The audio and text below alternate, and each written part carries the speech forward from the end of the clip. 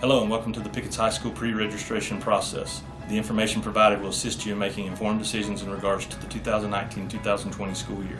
The counselors have worked extremely hard preparing this information for you, and I greatly appreciate their work. As always, please let us know how we can better assist you throughout this process. Together, we will continue working to create the best educational experiences possible for our students. Thank you. Good evening. Welcome to PHS Pre-Registration Night. I am Kathy Harrell, and I serve students with the last names A through F. I'm Whitney Hancock, and I work with students' last names G through O. My name is Marjorie Poss, and I work with students' last names beginning P through Z. Tonight's agenda at our PHS Pre-Registration Night, we will go over what we call High School 101, graduation requirements, and then class recommendations. Part of the High School 101 is, of course, most of our students are on a 4x4 block schedule. That means there's 4 periods in a day, and each class is 1.5 hour long. Our current 9th graders have been on what we call a 4x4 with skinnies. So their class periods have been a little bit shorter, but most students, of course, are on that schedule. And final grades are posted at end of each semester as long as there's a semester-long class, and those semester-long classes, the students will receive 1 credit each. If they're on a skinny class, of course, it's a year-long class, and they will receive a half a credit at the end of that semester. And as you can see, there is our grading scale. If you receive an A, it's 90 to 100, which equals a 4.0. A B is 80 to 89, 3.0. A C is 70 to 79, which is a 2.0. And then, of course, anything below 69 is failing, and there's no points added to that. Let's now talk about GPA, which of course is your grade point average. GPAs can either be weighted or unweighted. If you're taking an honors class, you will receive a 6% weight added to your GPA. If it's an AP class, you'll receive a 10% added weight to your GPA.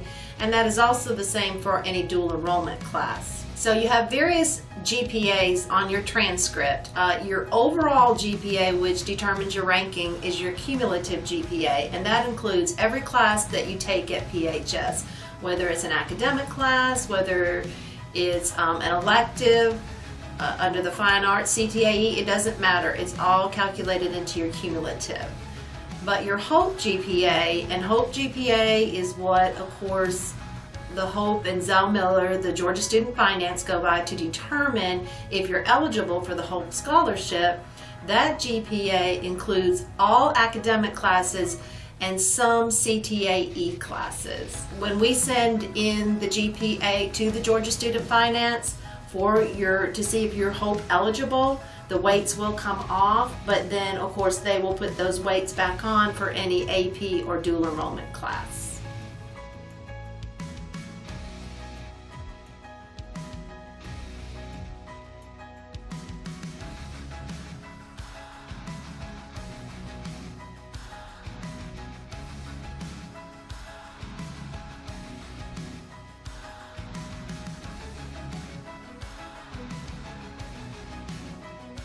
I have the opportunity to tell you a little bit about graduation requirements. All students will need a total of 28 credits for graduation. You'll need 4 credits in English, 4 credits in science, 4 credits in math, 4 credits in social studies.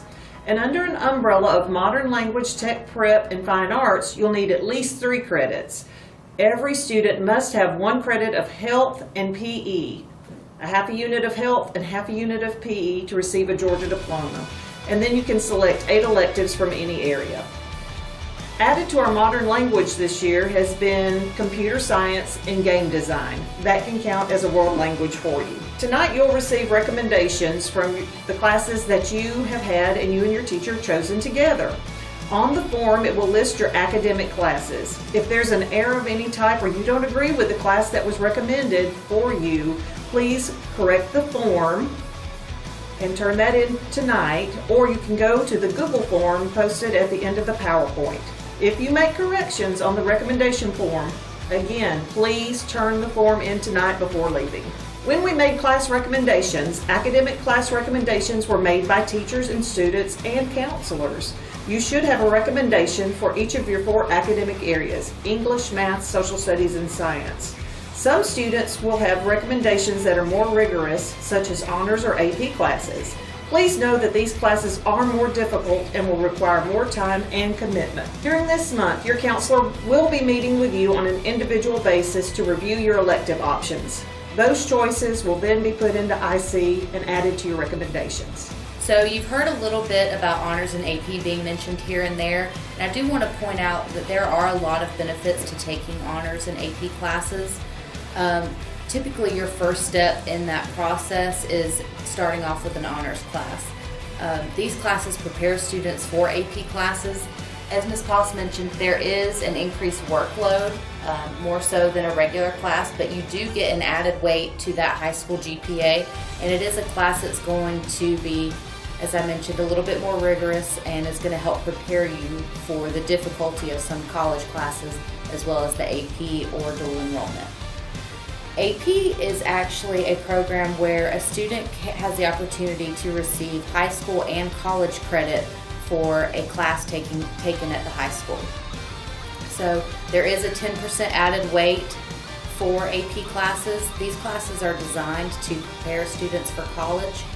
They look great on a college resume, and they help students to have the opportunity to earn that college credit while they're in high school.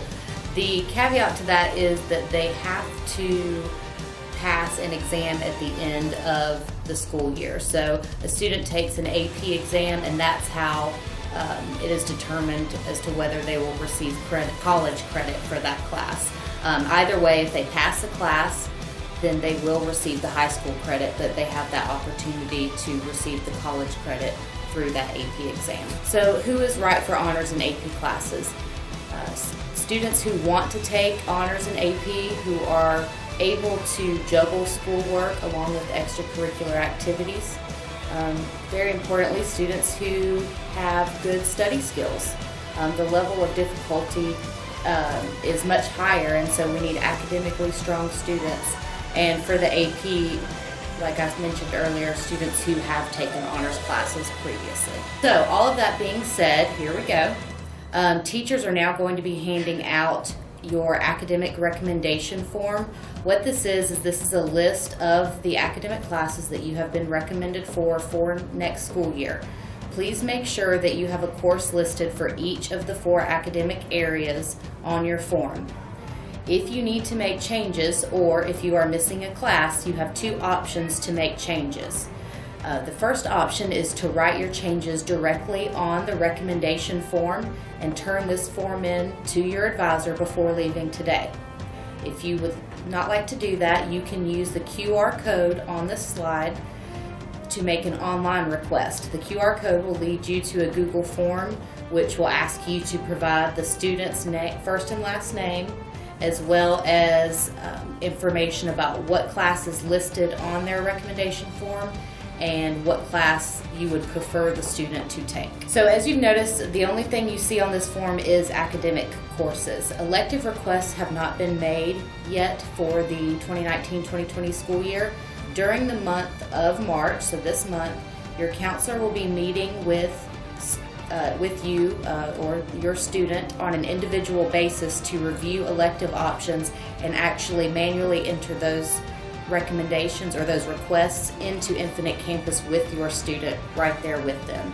So this gives your student the opportunity to speak with the counselor, to ask questions, to really make thought out and clear decisions about what classes they would like to take next year. And so that will be starting within the next couple of weeks. Questions.